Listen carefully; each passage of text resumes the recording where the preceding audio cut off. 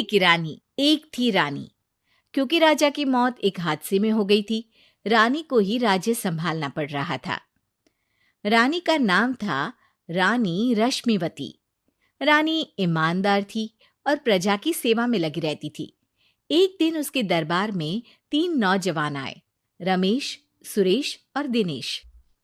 कहो, क्या सहायता कर सकती हूँ मैं तुम्हारी? हम आपके दरबार में काम करना चाहते हैं ताकि जनता की सेवा कर सके। लेकिन अभी तो तुम्हारी उम्र बहुत छोटी है। तुम लोगों को तो अभी अपनी पढ़ाई पर ध्यान देना चाहिए। हमारा मन पढ़ाई में नहीं लगता। माता पिता को लगता है कि हम किसी के लायक नहीं है और हम साबित करना चाहते हैं कि हम लायक हैं। उत्साह बहुत अच्छा है, मगर अभी उम्र कच्ची है तुम लोगों की। अरे उम्र से क्या होता है रानी जी? शास्त्रों में लिखा है कभी किसी के ज्ञान को उसकी उम्र के आधार पर नहीं देखना चाहिए। बात तो सही है तुम्हारी। और अगर सच में तुम अगर ये संकल्प करके आए हो कि तुमको यहाँ काम करना है, तो पहले परीक्षा देनी पड़ेगी। 3 परीक्षा, एक शारीरिक परीक्षा, एक बुद्धि की परीक्षा और एक देशभक्ति की परीक्षा। और ये क्या है? वो मंत्री महोदय तुम्हें समझा देंगे। हमारे पास समय नहीं है। अगर तुम लोग तैयार हो तो बताओ। हाँ हाँ, हम तैयार है किसी भी परीक्षा के लिए। मैं भी तैयार हूँ कुछ भी कर गुजरने के लिए। तो ठीक है मंत्री जी, आप इन तीनों की परीक्षा कल से ही शुरू कर दीजिए। जो आज्ञा रानी साहिबा। अगले दिन से ही तीनों की परीक्षा शुरू हो जाती है। पहले शारीरिक परीक्षा, यानी किस में कितना है दम, ये देखेंगे हम। क्योंकि शरीर में दम होगा तभी तो प्रजा की सेवा में दम लगा पाओगे। हमें क्या करना होगा? वो पेड़ दिख रहा है, जो सबसे पहले चढ़ेगा उस पे दरबार में नौकरी पाने के अवसर उसी के बढ़ जाएंगे। मैं चढ़ता हूँ। अरे रुको रुको, गिनती गिनने दो। 1, 2, 3। 3 की गिनती के बाद रमेश और सुरेश भागकर पेड़ के पास गए, मगर दिनेश आराम से पेड़ के पास गया।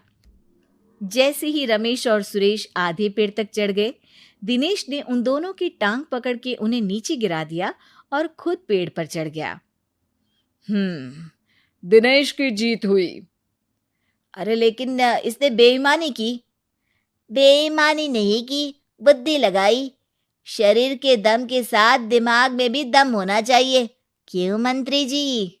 हाँ हाँ, बात तो तुम्हारी सही है, लेकिन बात अगर बुद्धि की है तो बुद्धि की असली परीक्षा हम कल लेंगे। शाम को जाकर मंत्री रानी को सब बता देते हैं। यानी दिनेश उन सब में ज्यादा होशियार है। जी रानी साहिबा। अगले दिन तीनों की बौद्धिक परीक्षा का समय होता है। आज हमें क्या करना है मंत्री जी? थोड़ा सब्र करो, कल जल्दबाजी में ही हारे थे तुम। सही कह रहे हैं मंत्री जी। अरे तू क्यों ज्यादा बोल रहा है? तू भी तो हारा था ना कल। ए दिनेश, ज्यादा होशियार मत बन। अरे अरे अरे, लड़ो मत। आज की परीक्षा पर ध्यान दो। आज की बौद्धिक परीक्षा में ये कुछ बोरे हैं, कुछ में नमक है और कुछ में रुई। जिसको जो ले जाना है उठा लो। देखते हैं कि कौन जल्दी से कोई भी एक बोरा नदी के उस पार लेकर जाता है। समय शुरू होता है अब। तीनों बोरों की तरफ बढ़ते हैं। सुरेश, नमक की बोरी भारी है, ले जाने में मुश्किल होगी। हाँ हाँ, सही कह रहा है, रुई हल्की है, हम दोनों रुई लेकर चलते हैं। अरे भाई, मैं तो नमक लेकर जाऊंगा।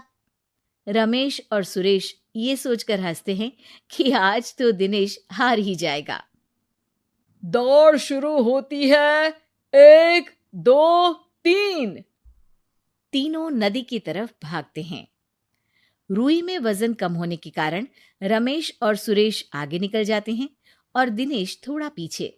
पर जैसे ही वो सब नदी में जाते हैं, दिनेश की बोरी का नमक गलने लगता है और वजन कम हो जाता है, जबकि रमेश और सुरेश की रुई में पानी भर जाता है और बोरी का वजन बढ़ जाता है। अरे ये इतनी भारी क्यों हो गई रमेश? अरे मुझे क्या पता, शायद जादुई बोरी है। अरे लगता है कि हम बेवकूफ बन गए। बने नहीं हो, तुम हो ही बेवकूफ। इतना तो पता होना चाहिए कि पानी में नमक गल जाएगा।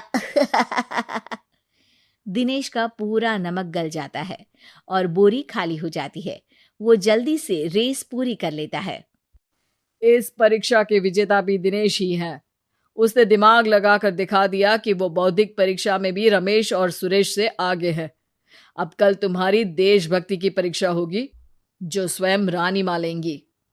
रात को फिर मंत्री रानी के पास जाकर बता देते हैं कि आज की परीक्षा में कैसे दिनेश ने अक्लमंदी दिखाई और बौद्धिक परीक्षा में भी उसी की जीत हुई।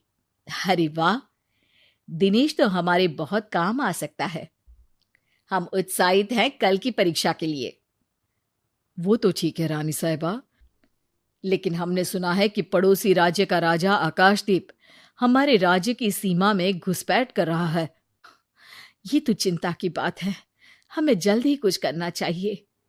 अगले दिन रमेश, सुरेश और दिनेश अपनी आखिरी देशभक्ति की परीक्षा के लिए दरबार में आते हैं।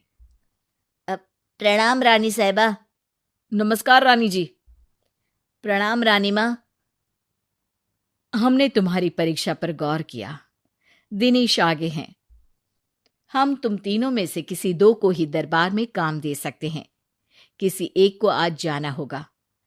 तो देशभक्ति की परीक्षा के लिए तैयार हो? पूरी तरह से। मैं तीनों से एक ही सवाल करूंगी। जिसका जवाब सबसे सही लगेगा उसे तो नौकरी मिल ही जाएगी।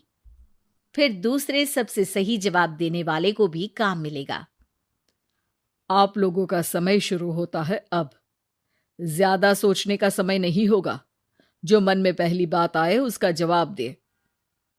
तो सवाल यह है कि तुम इस मिट्टी के लिए क्या कर सकते हो? मैं इस मिट्टी को साफ रखूंगा। यहाँ के लोगों के भोजन की कमी को मैं पूरी करूंगा। मैं यहाँ के लोगों को गले लगा लगा के उनको खुशी दूंगा रानी माँ, और गरीबों के लिए घर बनवाऊंगा। मैं इस मिट्टी के लिए किसी की जान भी ले सकता हूँ रानी माँ।